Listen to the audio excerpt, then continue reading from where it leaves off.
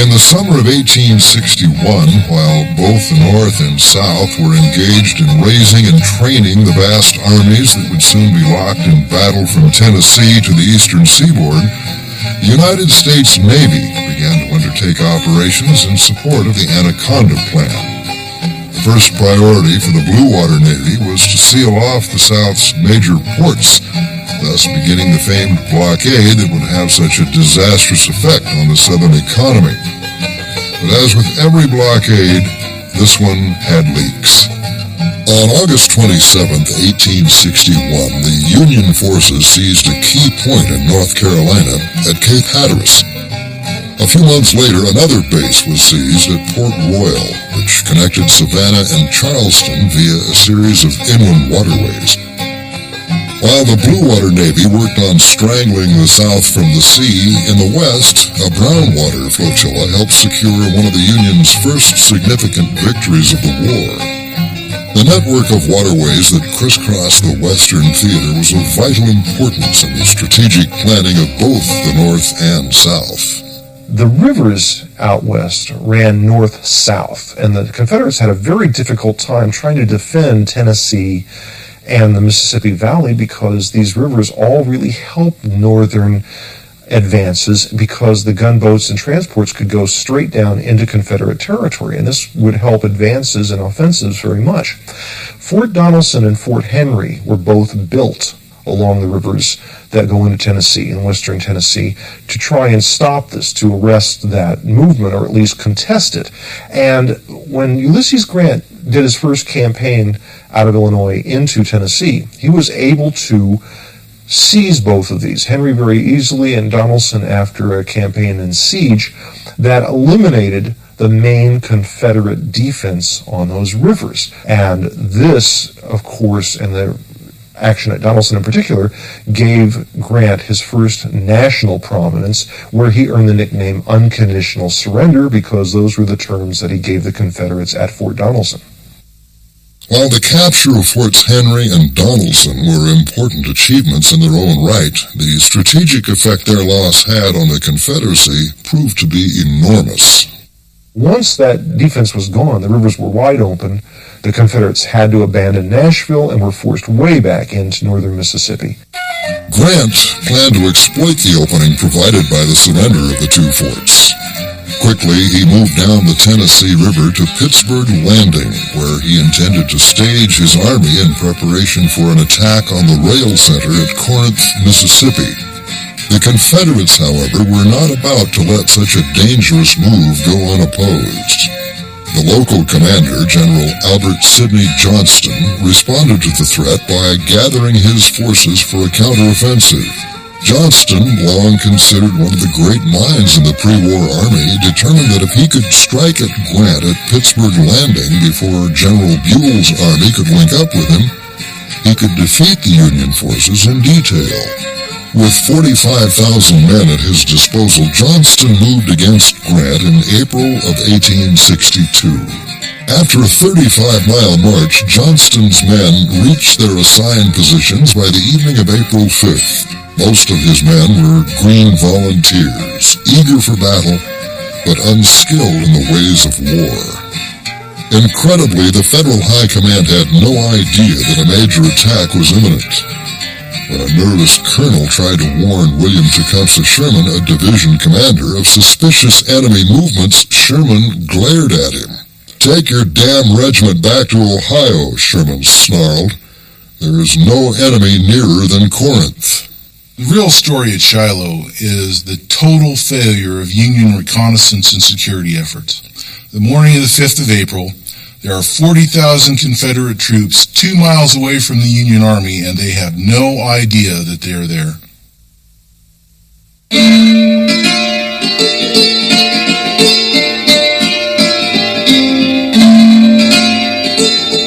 It was a most beautiful morning. The boys were scattered around camp, polishing and brightening their muskets, and brushing up and cleaning their shoes, jackets, and trousers. Private Leander Stillwell, 100th Indiana. Shortly before 6 a.m. Sunday morning, the Confederates came booming out of the woods. Thrown into confusion by the unexpected attack, the Union forces reeled and fell back. The Confederates had achieved surprise, yet complete success would prove elusive due to a flawed plan of battle. Johnston's Three Corps, led by Hardee, Bragg, and Polk, would strike at the Union camps, while Breckinridge's Reserve Corps would move toward Pittsburgh Landing to cut off the Yankee line of escape. Though simple in design, the plan failed to take advantage of the Confederates' numerical superiority. Confederate formation took advantage of massing their forces on this front where the main attack was taking place. But their formation failed to take into account the terrain that they were going to be moving through, which would cause confusion and break up their line formation. This also didn't allow for flexibility on the part of the Confederates to react to opportunities that were presented to them. The rebel drive had barely begun before it ran into trouble. A federal officer named Everett Peabody had detached several companies from his brigade to patrol the woods around his Union encampment, and these men ran smack into Johnston's first attacking wave of troops.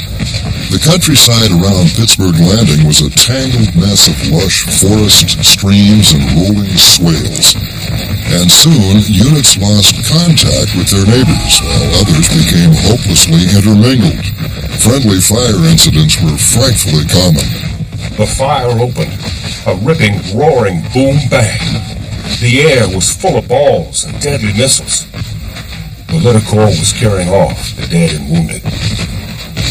Private Sam Watkins, Company H, 1st Tennessee.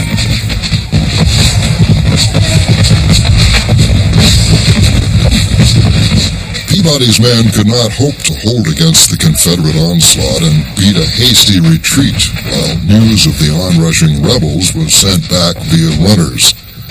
As the weight of the attack bore down on the Union line, the enormity of the Confederate threat began to reveal itself, as in the distance an endless stream of gray and butternut-clad soldiers emerged from the woods. The enemy's camps lay before us, spreading far and wide. Never shall I forget the grandeur of that sight. Then came the order, thrilling every heart. By the left of companies, forward into line, double quick, march. No order was ever more handsomely executed. Each company filed into line as deliberately as if that long line of sullen blue that lay scarcely 300 yards in front was a line of friends instead of foes. Our line moved forward until within 100 paces of the line of blue, and then we were lost in the blaze, the thunder, and frenzy of battle. B.F. Sawyer, Blythe's Mississippi Regiment. The weight of this initial assault fell near the Union center, on the inexperienced troops of General Benjamin Prentiss, a political appointee with no previous military experience. Thrown into confusion by the unexpected attack, the Federals staggered back, yet Prentiss and his men would play a pivotal role in the day's events. Over on Prentiss's right, Sherman, too, had been taken by surprise. Sherman reacted quickly to this surprise, and he organized his troops around Shiloh Church, which is how the battle got its name in the North. But in contrast to what Sherman was doing, forming an effective defense, the rest of the battlefield at this point really looks like a checkerboard, where you have small pockets of Union troops fighting in an isolated situation amongst the trees and the swales, and fighting stubbornly, whereas other units had completely given way, and so the Confederates were flowing around them. As the Confederates pressed their attack, the Union troops struggled to hold on. By now, Grant had reached the scene and was trying to determine what had happened and just how bad the damage was. As the Battle of Shiloh opens, Grant is at his headquarters waiting for Buell. As the cannonade opens and he's alerted to this Confederate attack, he moves rapidly down to see what's going on, and along the way he stops and alerts Wallace's division to move towards the battle as well. The fury of the Confederate attack carried all before it, and soon the Union camps had been overrun. There the rebels found Yankee breakfast still cooking, and many broke ranks to feast on the captured food and loot the camps.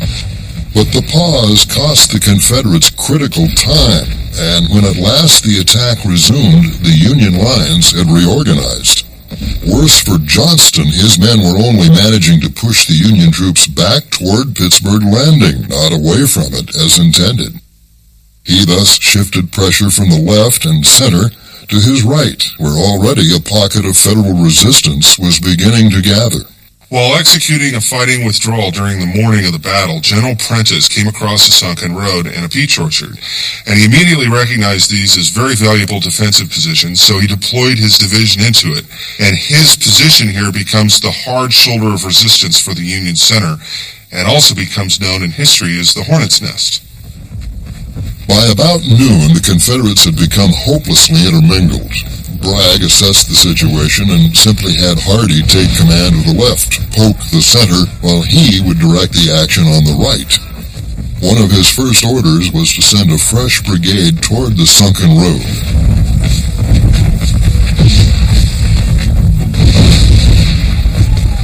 Forward his men went, only to be chopped down by withering volleys of rifle fire.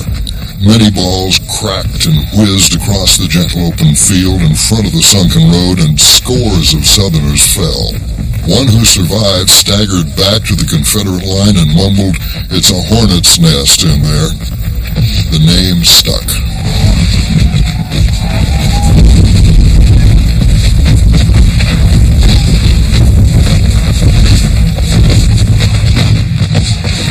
Attack after attack was repulsed by Prentiss.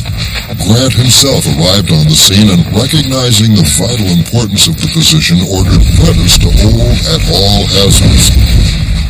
The Confederates attacked all up and down the Union lines, but lack of coordination meant that the assaults went in piecemeal. The individual brigades fought fierce skirmishes without support from their neighbors. The uncoordinated Southern attacks were driven back, and for a time the Union lines steadied. With his assault waves failing to break the Union line, Johnston took personal command of one regiment and led it in a desperate charge, hoping to ignite a general attack. Buoyed by the bravery of their commanding general, the Southern troops swept forward, but were not able to crack the Federal defenses. As Johnson tries to lead this regiment forward in the attack and re-spark the offensive of the Confederate Army, he is wounded in the knee by a ball and is taken to the rear, where he later bleeds to death, becoming the first commander of an army in American military history to die on the field of battle. With his death, the command of the Confederate forces devolves to Beauregard. It was now about 3 p.m., and the defenders of the Hornet's Nest had been under direct attack for hours, yet the Confederates had failed to break through. Beauregard reasoned that further unsupported infantry assault was futile, and brought up about 60 artillery pieces to crack what had proven to be an exceptionally hard nut. Fire my battery! Fire!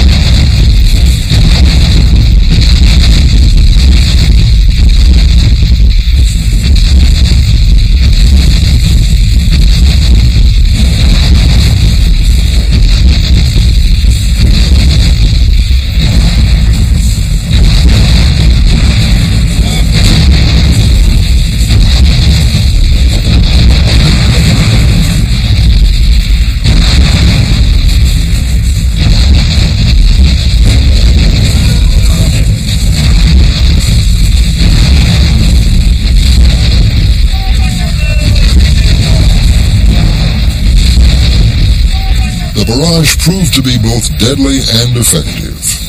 Some units broke and ran, while others retreated in good order but were still out of the fight. And as the smoke from the Confederate guns began to clear, the dazed Union survivors watched as the rebel infantry pressed forward with renewed vigor. Grant's again visiting the area of the Hornets' Nest when he receives word that Buell and Wallace will not join him on the battlefield before dark. Assessing that this line is not going to hold much longer, he moves back to Pittsburgh Landing and begins assembling a last-ditch defensive line there. Finally arriving on the scene late in the day, Breckinridge moved on the Union position, hammering at it until both the Federal flanks finally gave way. I saw men in gray and brown clothes running through the camp on our right, and I saw something else, too. A gaudy sort of thing with red bars. A rebel flag. Private Leander Stillwell, 100th Indiana. By 5:30, the brave defenders were literally surrounded. General W.H.L. Wallace was dead, and Prentiss and Hurlbut had perhaps 2,000 men left to face a foe many times that number. Unable to withdraw or fight their way out, the battered Federals surrendered. Much has been made of the Hornets' Nest in context of the Battle of Shiloh. Well, actually, there's been some recent scholarship on the part of some of the Park Service historians who have determined that instead of multiple attacks across the open ground in front of Prentiss's position, there was only one, and the other attacks actually came up along the tree line on either side of this open ground. So that sort of reassessment has taken place as a result in recent years and led to a different view of how Shiloh actually was fought. As individuals and broken units drifted back toward Pittsburgh Landing, they were reorganized and redeployed. With their backs to the Tennessee River, the Federals could not afford to give another inch. However, the troops would not be fighting unsupported. Artillery had been craftily placed along the line, and the gunners had excellent fields of fire. 2 gunboats on the Tennessee River formed a potent extension to Grant's artillery concentration. With the flanks anchored on the river and local terrain features, the Federal troops knew the rebels could only hit them in head-on assaults.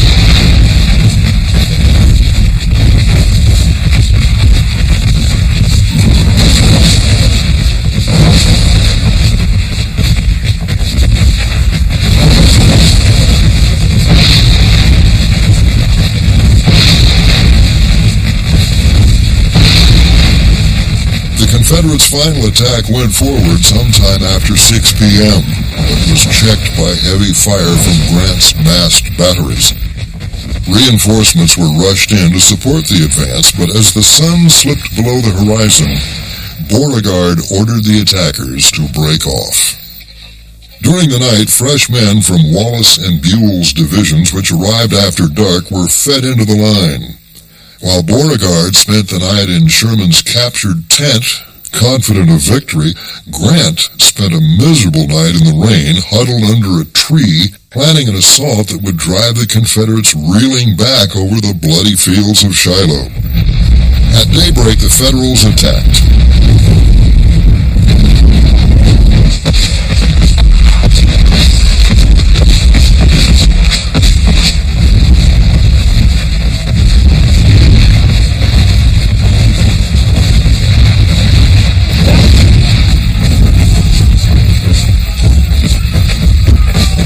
With some 20,000 fresh troops, the Federals swarmed over the tired and dispirited rebels.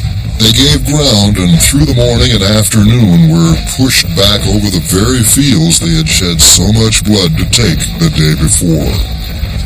By late afternoon, Beauregard had given the order to withdraw back to Corinth. There should have been a pursuit of the defeated Southerners, but as Sherman later explained, I assure you that we had quite enough of their society for 2 whole days, and we were only too glad to be rid of them on any terms. As night fell, a blessed lull descended over the field. The Battle of Shiloh was over.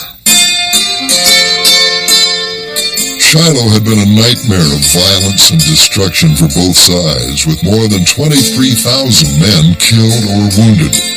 The carnage shocked soldier and civilian alike and prompted one observer to write, "Men lying in every conceivable position, piles of dead soldiers, mangled bodies, no heads, legs.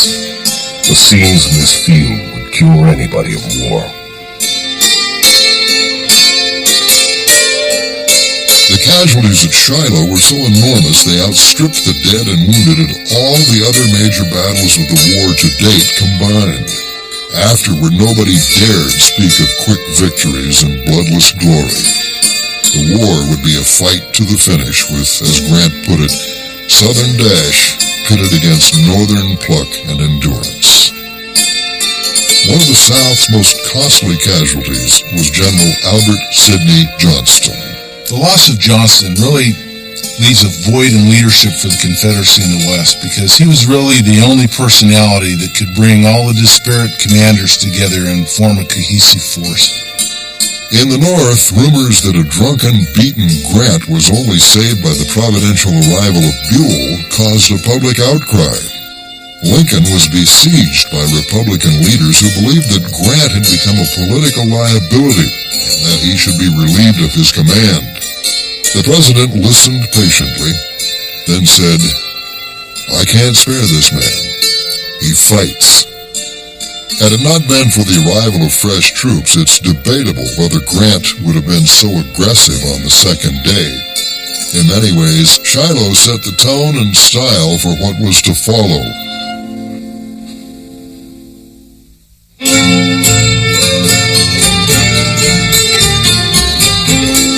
After Shiloh, Confederate fortunes in the West went steadily downhill. All along the Mississippi, the Federal tide was flowing forward as the Union's Brownwater flotillas spearheaded the capture of key positions along the river. There were a series of islands and other places along the riverbank where the Confederates had defended and put up fortifications to prevent the Union from coming down the Mississippi. And Island number 10 was a critical one.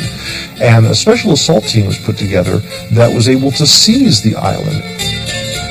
With Island 10's capture, Union control of the Mississippi River ran all the way to the very gates of Memphis. To further put pressure on the South, the Union Navy launched a bold upriver attack against New Orleans, little more than 2 weeks after the fall of Island 10. New Orleans was defended by two forts, Jackson and St. Philip, located downstream near the mouth of the Mississippi. But Union Captain David G. Farragut was convinced he could force his way through. On the night of April 24th, he led his fleet past the enemy strongholds.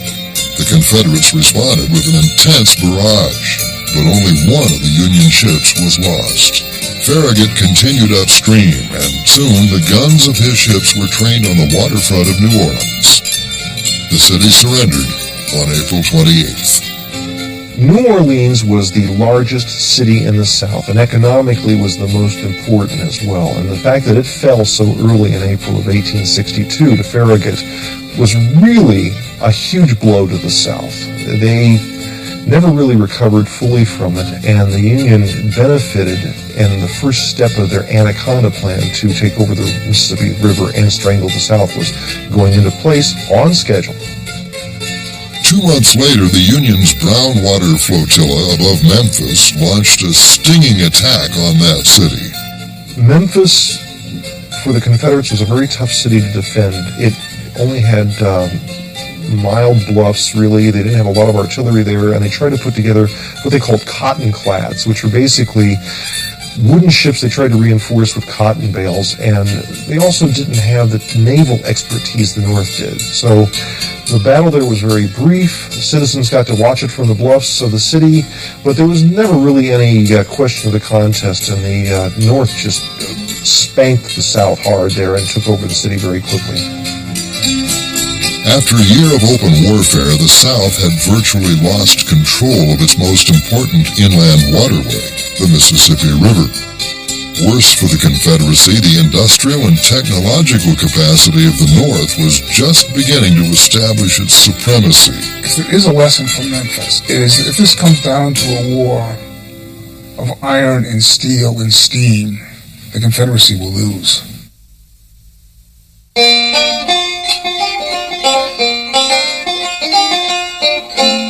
Union forces in the West were scoring success after success along the Mississippi River, in the East, the Army of the Potomac had been inactive for months. Finally, President Lincoln personally intervened and ordered General McClellan to move his command south against Richmond. In 1862, McClellan's plan for operations against Richmond had the entire Army of the Potomac being put aboard U.S. Navy vessels and carried to Fortress Monroe. So basically, he used the Navy to get around the Confederates at Bull Run. And from Fortress Monroe, he was going to launch an attack against Richmond from the east. Now, much has been said about McClellan's generalship, but to his credit, this plan was a remarkable use of strategic mobility and strategic assets. Before the Army could be moved, however, the threat posed by the ironclad CSS Virginia, a former Union warship known originally as the Merrimac, had to be eliminated. One of the things about the Civil War that sometimes just amazes me is the fact that if you had written things in a novel, people wouldn't believe you. And one of the best cases is the so-called Monitor and Merrimac. Here are two ships being built simultaneously, and there's a rush on the deadline to get these new type of ships built, which are ironclads. In other words, they're wooden ships, but they have a sheathing of iron, and the reason for that is to deflect the cannonballs that are going to be fired at them, so they can withstand that, survive this kind of cannonade, and continue to inflict damage on the enemy. This would put them at a tremendous advantage against, say, wooden ships. But the Merrimac, or Virginia, was going to try and break the blockade there at Norfolk, and if it could succeed, then the South had a chance to eliminate the blockade and do as much shipping and economic trade as they could possibly get, which would help their long-term prospects. In early March, the Virginia sailed into Hampton Roads, where several large Union warships patrolled the inlet. The Virginia went out the first day and sank some Union ships and put others aground. And the next day, when it went back to finish the job and eliminate the blockade of the wooden ships, it discovered the Monitor. On March 8, 1862, the two vessels clashed at Hampton Roads. Samuel Lewis, a gunloader on the Monitor, later recalled the exchange. The din inside Detroit was something terrific. The noise of every solid ball that hit fell upon our ears with a crash that deafened us. The immense volume of smoke and narrow apertures to see through made maneuvering very difficult, and at times we had hard work telling where the enemy was. Samuel Lewis, USS Monitor. Well, when the great battle between the two ironclads starts between the Virginia and the Monitor, it's a non-event. They just hammer away at each other, doing minimal damage. It just proves the point that iron is a lot better defense against heavy rifled shells than wood. Though this first engagement between the new type of ship was inconclusive, the significance of the event was undeniable. Strategically, it meant that the South didn't have the technological expertise or the advantage over the wooden ships anymore, and the Union built more ironclads, which not only helped them in the blockade along the coastline, but also helped them on all the rivers with inland as they built ironclads that could have a shallower draft and get up and down the rivers. With the Virginia safely contained in the James River, McClellan now felt free to move the Army of the Potomac onto the Yorktown Peninsula. That move was conducted brilliantly, and by mid-spring of 1862, McClellan had an army of about 100,000 men in Virginia. Once ashore, McClellan gets bottled up by a force that he outnumbered 10-1. And that gave General Johnston just enough time to move the entire Confederate Army or the rest of the Confederate Army south and take up positions to defend Richmond's eastern approaches. Though confronted by only token opposition, McClellan cautiously advanced toward the Confederate capital. Convinced he was heavily outnumbered, he barraged Lincoln with desperate pleas for more troops. To prevent any such reinforcement, Stonewall Jackson, who had a force of about 17,000 men operating in the Shenandoah Valley, was directed to give the impression that he meant to drive on Washington. His actions tied up thousands of Union troops. Meanwhile, back on the peninsula, Joe Johnston ordered an attack on the ponderous McClellan.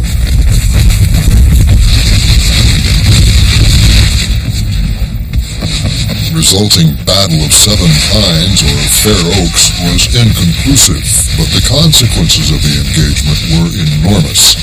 General Johnston is wounded during this engagement, and so Jefferson Davis turns to his close military advisor, Robert E. Lee, and gives him command of the Army of Northern Virginia.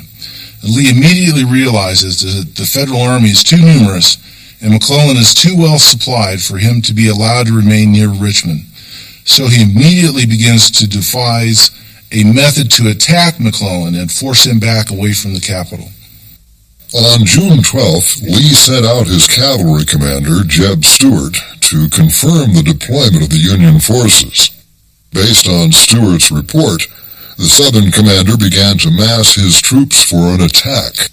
On June 26th, Lee hurled his troops against the Federals, starting the first of the 7 days' battles, a campaign that successfully drove McClellan back upon his supply base at Harrison's Landing. The 7 days campaign is a rather mismanaged event. The armies are not well coordinated, the blows are not well coordinated, but his objective, when we see the emergence of the genius of Lee, is even if his battles are bungled, he's not fighting the Federal Army, he's fighting McClellan. He feels, if I can beat McClellan, if I can force him back, I will win. Though the Union forces won virtually every one of the battles, General McClellan had lost heart, and the Army of the Potomac's campaign of 1862 lay in ruins. Lee had lifted the siege of Richmond and driven back the Union's larger forces. The way was now clear for him to take the offensive and strike at the north.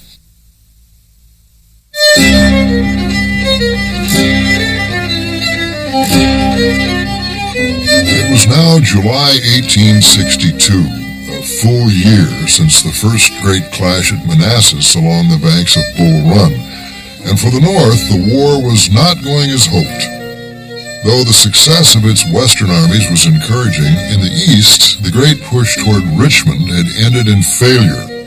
McClellan's bid to seize the Confederate capital had ended instead with his troops forced back to Harrison's Landing. Conclusion of the Peninsula Campaign leaves with what he feared. McClellan bottled up on the peninsula and nothing between the Confederates and Washington. Now, let us remember back to the events of Island Number 10. The Federals have won. John Pope is a hero. Lincoln starts setting up a new army, the Army of Virginia, to make a blocking force. He brings in John Pope to command this army. So his victory at Island Number 10 now puts an incompetent himself in command of the blocking force between the Confederates and Washington.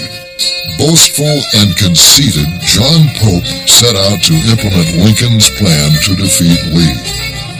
With McClellan's Army of the Potomac occupying a large number of Southern troops on the peninsula, Lincoln believed the Army of Virginia could be sent against Richmond from the north. He reasoned that the Confederates would not have enough men to hold McClellan and fight Pope, whose combined forces would greatly outnumber those of the Confederacy and General Lee. A coordinated assault such as the one Lincoln envisioned could overwhelm the Southern forces and bring a quick end to the war, a prospect that was extremely desirable. The stakes were high for the Union in this offensive in August of 1862. Lincoln knew that the blockade was having an effect in Europe, and to forestall intervention or recognition by any of the governments in Europe, he wanted to either end the war with this offensive or secure such a Union victory as to discourage any kind of European involvement. As Pope began to move south toward Richmond along the line of the Orange and Alexandria Railroad, Lee took stock of the situation. Pope's advance could only mean that the Union meant to trap his Army of Northern Virginia in a vice, yet he surmised that the cautious McClellan was a less significant threat than Pope. Leaving Longstreet to face McClellan, Lee sent Jackson and A.P. Hill north to hold up Pope's advance. Jackson soon saw an opportunity to strike at the small and isolated corps of Nathaniel Banks, stationed just south of Culpeper, Virginia. About noon on August 9th, just west of Cedar Mountain, a skirmish began that quickly developed into a battle.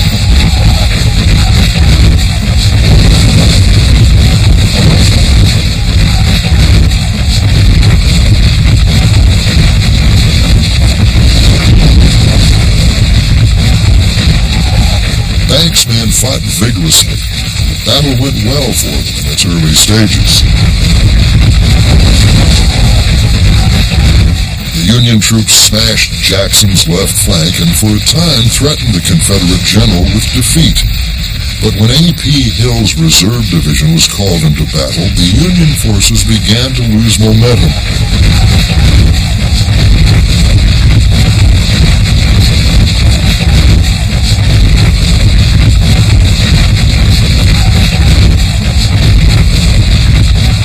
Greatly outnumbered, the Federals fell back, at first in good order, but soon the retreat became a full-scale panic. By nightfall, Banks had been driven back toward Culpeper. The sharp action at Cedar Mountain convinced Lee that Pope's army posed a considerable threat, and when news that McClellan's Army of the Potomac had begun to embark from the peninsula, Longstreet was ordered north. Lee began looking for a way to penetrate Pope's line along the Rappahannock before Federal reinforcements could arrive. Taking an enormous risk, Lee split his forces and sent Stonewall Jackson on a wide sweep through the Bull Run Mountains while he remained with Longstreet to keep Pope occupied along the Rappahannock. On August 26th, Jackson came down like a thunderbolt on Pope's main supply depot at Manassas Junction.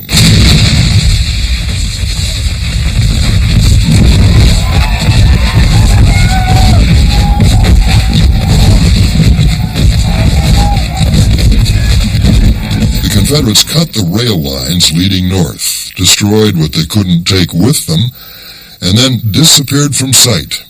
Enraged, Pope set out in search of Jackson. As Pope was pursuing and attempting to attack Jackson, his real failure is one of reconnaissance and security. He failed to clarify the situation and find out where Robert E. Lee and the rest of the Army of Northern Virginia really was. Leaving one division behind to simulate the activity of an entire army, Lee had followed Jackson's flanking route with Longstreet's corps. Meanwhile, Jackson and his 25,000 men were camped near the old battlefield of Bull Run. When Longstreet was reported to be within a day's march, Stonewall struck at a Union force near Groveton. The resulting firefight was a standoff, but it succeeded in focusing Pope's attention on Jackson while Lee came up.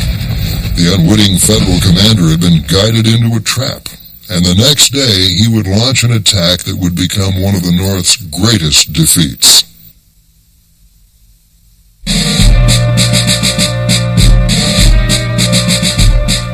On the morning of August 29th, Pope sent his forces against the Confederates. 55,000 Federals would face Jackson's 25,000, who had established a fine defensive position behind an unfinished railroad embankment. Time and again, Jackson's men threw back the Union attackers, and at day's end they still held their position. Pope, however, was convinced he had won a victory, completely unaware that Longstreet's corps were drawn up on the Federal left. They lay in wait as Pope renewed his effort the next day. Shortly after noon, the Union forces attacked, with Fitz-John Porter's corps on the left making the main effort. But the initiative soon passed to the Confederates. Preceded by an artillery barrage, Longstreet's men fell on the Union left. The only units facing this onslaught were two Zouave regiments, the 5th and 10th New York Volunteers. Within 20 minutes, 300 of the 500 members of the 5th New York were down, and the remainder fled, saving their colors. Longstreet's 5 divisions rolled up the Union flank, driving Pope's now exhausted men before them. Jackson's men joined the fight, and as at first Bull Run, the fighting became oriented on Henry House Hill. The battered Union troops rallied there, though it was now obvious the battle was lost. The thin line of Federals fought courageously, allowing a retreat in good order. There was little dispute in the aftermath of the battle. The Federals had been outmarched and outgeneraled again. Within days, Pope was relieved and sent west to fight Indians, and the units of his former army absorbed into McClellan's Army of the Potomac. Lee was elated with the victory. In the 3 months since he took command, the Army of Northern Virginia had advanced from defeat outside Richmond to victory at the outskirts of Washington. Lee was now poised to take the war across the Potomac into the North.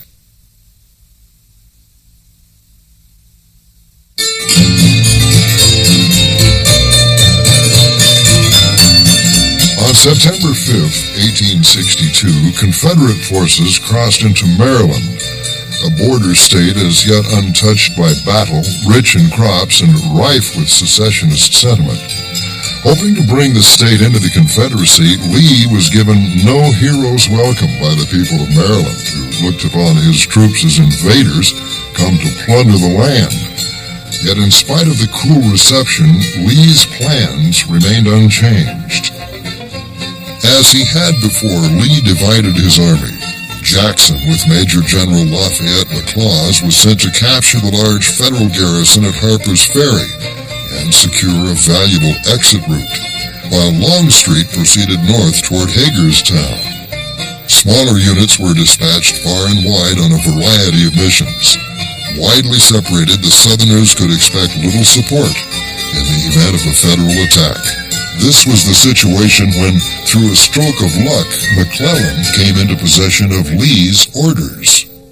At the beginning of the campaign, a couple of Union soldiers found Lee's entire blueprint for his invasion wrapped around a couple of cigars. They passed this amazing intelligence find up the chain of command, and McClellan looked these over and said to his staff, "If I can't beat Bobby Lee with these, then I deserve to be sent home." And of course, within the month, he would eat his words. If McClellan had moved fast, he could have placed his forces between the two major sections of Lee's army. But as he had on the peninsula, McClellan moved too slowly to exploit his advantage. Lee soon learned about the lost orders and immediately took action. D.H. Hill was sent to hold the passes of South Mountain, while the Southern commander began to pull the balance of his scattered forces together. Accompanied by Jeb Stuart's cavalry, Hill deployed at Turner's Gap, the principal target of McClellan's advance. As huge numbers of bluecoats headed their way, the grim Confederates dug in. Though the odds were long, the survival of the Army of Northern Virginia lay in their hands. About midday on September 14th, the leading Union column approached the Gap. They met bitter resistance.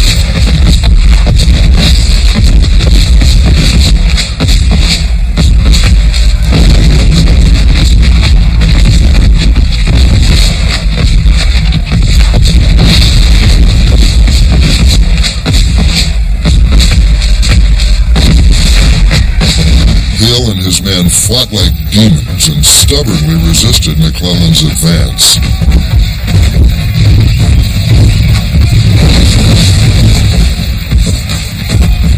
Surprised by the tenacity of the defense, the Union commander called in his reinforcements, but the resulting lull in the fighting allowed Longstreet to reinforce Hill. For the rest of the day, units on both sides arrived piecemeal and went into action against each other.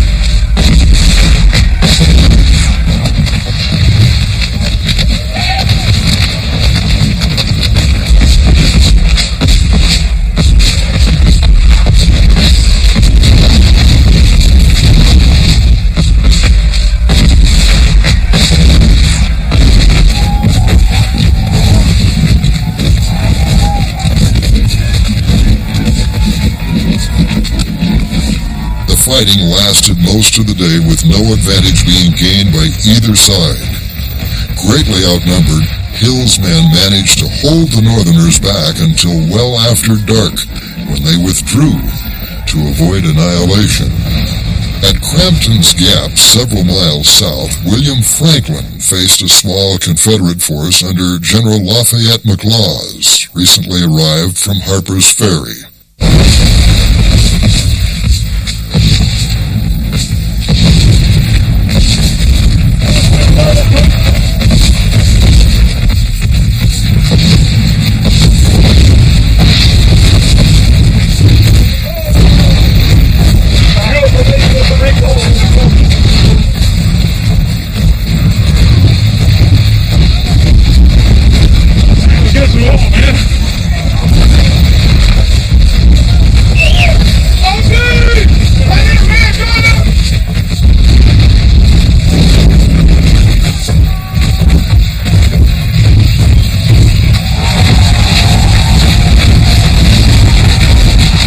Outnumbered 3-1, the Southern troops were forced to give up the fences and stone walls they defended and retreat out of the gap and into the valley beyond, where they set up a delaying position. The way was clear for Franklin's troops to move to the relief of Harper's Ferry, yet Franklin stalled at the sight of McLaws' brigade drawn up in the valley beyond South Mountain.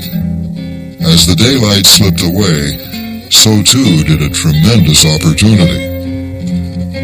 With McClellan now in possession of the South Mountain passes, Lee decided to withdraw back into Virginia. But news that Stonewall Jackson had captured Harper's Ferry altered the situation. Harper's Ferry really fell to Jackson without much difficulty. And this kind of surprising ease with which it was captured gave Robert E. Lee the hope that he'd be able to consolidate his forces and risk a battle with McClellan. Knowing that Jackson would soon join him, Lee made a fateful decision. There would be no further retreat. The Army of Northern Virginia would stand at Sharpsburg.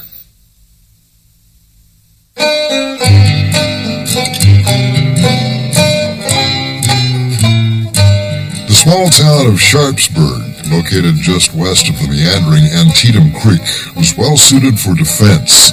A succession of rail and stone fences, waist-high outcroppings of limestone, sunken roads, and wooded areas offered numerous possibilities. Properly utilized, this kind of cover would help to balance the odds. Lee had only about 18,000 men in position when McClellan's masses hove into view late on the 15th. With at least double the number of men his opponent possessed and more on the way, an immediate attack by McClellan would have crushed Lee. But that was not McClellan's way. He spent the entire day on the 16th polishing his battle plan, which called for Hooker and Sumner to strike at Lee's left flank, while Burnside's corps pinned down the Confederate right at the Rohrbach Bridge. Fitz-John Porter's corps and Alfred Pleasonton's cavalry remained in reserve near the center, ready to exploit any breakthrough. The blessed gift of time allowed the Confederates to nearly double the size of their force, leaving A.P. Hill the only absentee as dawn broke on September 17th. At about 6 a.m., the Union attack began. Hooker's men, with Abner Doubleday on the right and George Meade on the left, collided with Stonewall's men in Miller's cornfield and the rolling meadows on all sides of it.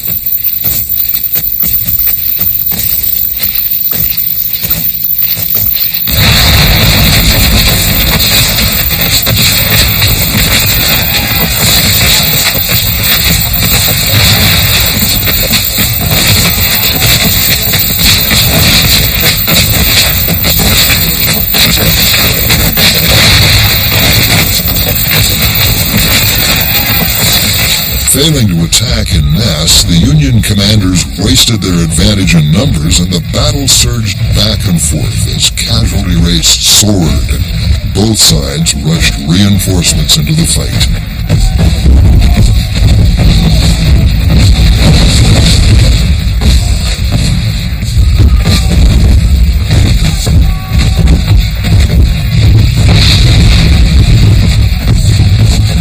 7 a.m., the Confederate left was reeling, but John Bell Hood's division burst through the shattered Confederate line and stopped the Federal advance cold.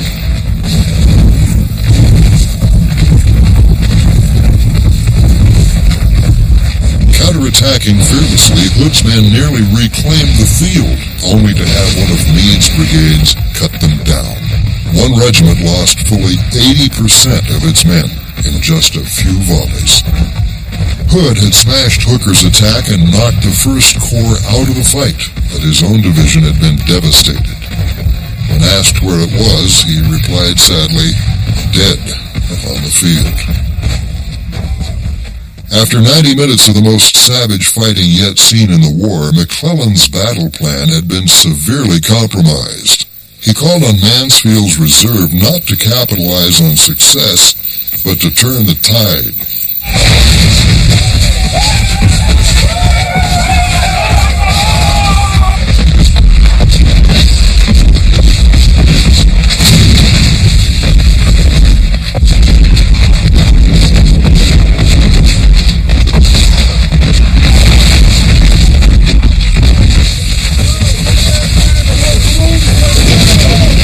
By 9 a.m., the weight of numbers began to tell, and the Confederates began pulling back, abandoning the ground they had defended against tremendous odds. Thus far, the Federals had concentrated their entire effort on the Confederate left.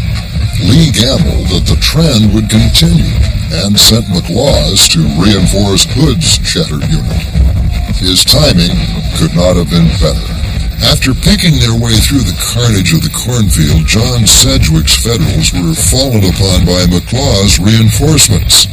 They opened fire with murderous effect, and the Confederates quickly began to push Sedgwick back.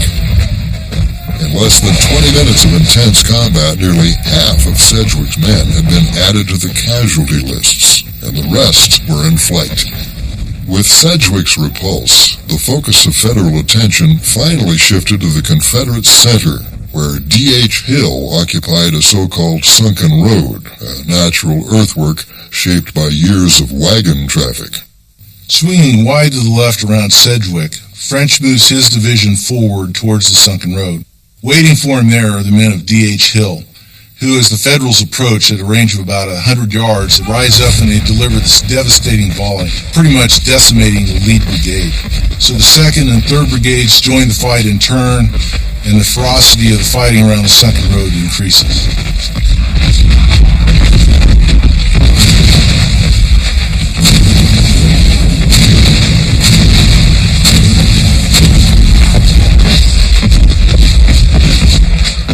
The fury of the fighting drew men from adjacent areas as the sunken road was shaping up to be the central contest of the battle. General Israel Richardson's Federal Division joined the attack even as Lee sent Anderson's division in. For 2 hours, the volleys from the road, the din of Yankee artillery, and the savage assaults continued unabated.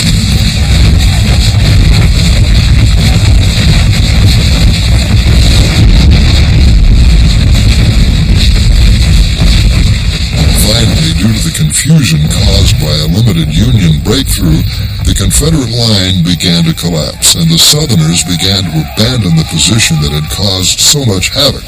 Yet just beyond the sunken road, the Federals were stopped cold by a counterattack led by Longstreet and Hill. Artillery soon arrived, and Richardson's men were forced back across the hard-won little road that was soon to be called Bloody Lane. While the Confederates had gambled everything to contain their foe, McClellan would risk nothing. With more than 20,000 fresh troops at hand and only Longstreet's cannon in the way, McClellan abandoned any idea of pushing through the rebel center. Inevitably, the focus shifted to the Federal left, and Ambrose Burnside, whose 9 Corps had spent the morning as spectators. Sometime around 10 a.m., Burnside sent forward the first of his brigades with orders to rush the Rohrbach Bridge. No more than 500 rebels faced the Union assault, but the strength of their position on a high bluff overlooking the bridge made up for the disparity in numbers. Rebel fire swept the span, and hours passed with no progress being made. As the rebel force ran low on ammunition, the slackening fire gave the Bluecoats an opportunity, and soon tightly packed columns of Federal troops began to race across the bridge.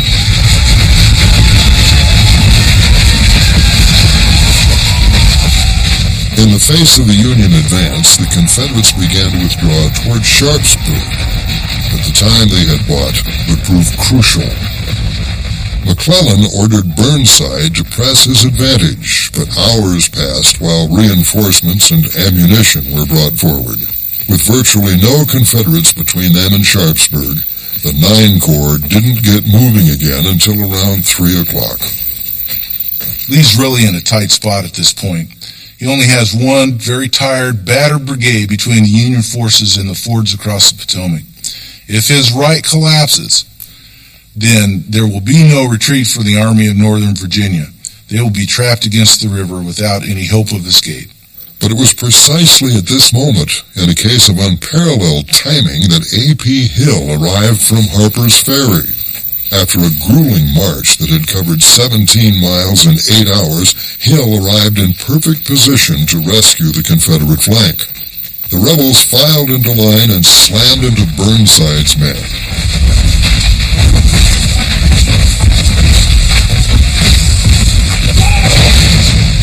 By nightfall, the Federals had been pushed back nearly to the bridge. The fighting tapered off, and the exhausted men on both sides collapsed. It had been the bloodiest single day in American military history, with casualties for both sides exceeding 36,000.